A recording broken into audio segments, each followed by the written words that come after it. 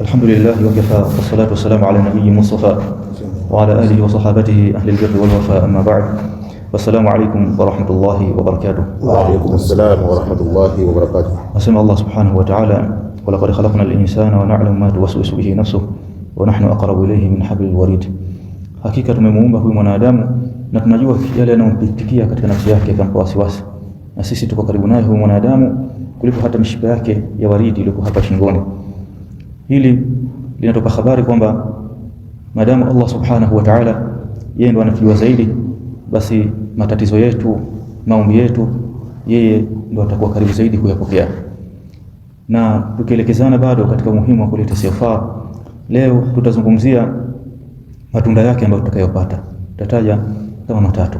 Kama tulivyosema, maadamu Allah subhanahu wa ta'ala yeye mwenyewe ndo alituumba, ndo anajua, yupo karibu zaidi na sisi, basi mahitaji yetu atatutimizia. Miongoni mwa mahitaji hayo, mwanadamu bila shaka anahitaji au anatamani awe ni katika watu ambao wanaleta maamuzi sahihi, watu ambao wana mawazo yaliyo mazuri, na hilo linakuja miongoni mwa fadhila za istighfar. Pale Allah subhanahu wa ta'ala alipomwambia Mtume Muhammad sallallahu alaihi wasallam, na kuambiwa kule unatukusanya sote si wafuasi wake, inna anzalna alayka alkitaba bilhaqqi litahkuma baina an-nas bima araka Allah wala takun lilkha'inina khasima, hakika tumekushushia kitabu ili uhukumu baina ya watu kwa haki na kwa yale ambayo Allah subhanahu wa ta'ala amekuonyeshea, basi usiwe mtetezi wa makhaini. Wakati alipompa amri au katazo hilo la kutokuwa mtetezi wa makhaini, bila shaka alimtaka awe na mawazo mazuri, alimtaka afanye maamuzi yaliokuwa mazuri.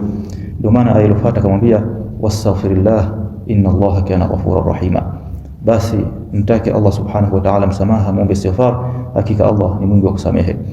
Kwa maana kwamba Allah subhanahu wa ta'ala alimkataza jambo la kutokuwa mtetezi wa makhaini, kwa maana kwamba afanye maamuzi yaliokuwa mazuri, awe na mawazo yaliokuwa mazuri, alafu akampanjia kama unataka usiwe mtetezi wa watu hao, uwe na maamuzi mazuri na mawazo yaliyonyooka, basi fanya istighfar.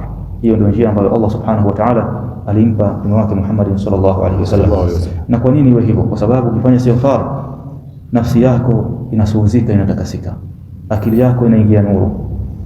Ukiyapata mambo kama hayo, basi Allah subhanahu wa ta'ala atakuonyesha yale yaliokuwa mazuri, kwa sababu nafsi chafu na akili ambayo haina nuru haiwezi kawaza vizuri, haiwezi kaleta maamuzi yaliokuwa mazuri. Ndio maana baadhi ya wanachuoni wanasema wakati mambo yanapokuwa magumu kwao, basi hufanya istighfar kwa mara 1000 angalau, basi mambo yale au masali yale yaliokuwa magumu kwao kuyajibu yanafunguka, kwa sababu nafsi zao washazisuuza, washazitakasa. Hapo Allah anawajalia elimu ya kuona yale ambayo wanahitaji kuyaona. Miongoni mwa matunda ya istighfar, ndugu zangu Waislamu, Allah subhanahu wa ta'ala anasema katika kitabu chake, wama kana Allah mu'adhibahum wa hum yastaghfirun, na Allah hakuwa ni mwenye kuwapelekea adhabu watu hawa ili hali wanaleta istighfar.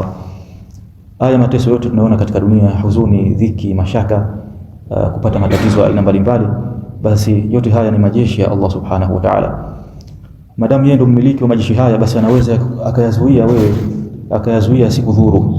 Vipi utaweza kutumia mbinu hiyo? Fanya istighfar.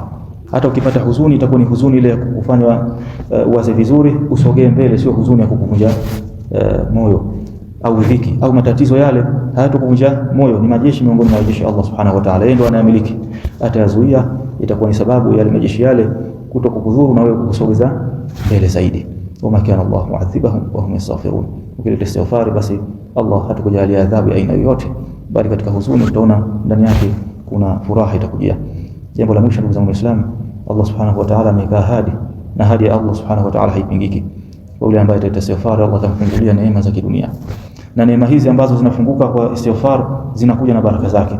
Basi akaona mtu, mimi Allah atanijalia mali, itanipa mtihani, atanijalia watoto, itanipa nitapata mtihani kwa watoto, atatushushia mvua, mvua itakuwa ni mtihani kwetu, bali mvua, watoto, mali, vitu hivi vikija kwa istighfar vinakuja na baraka ya Allah subhanahu wa ta'ala.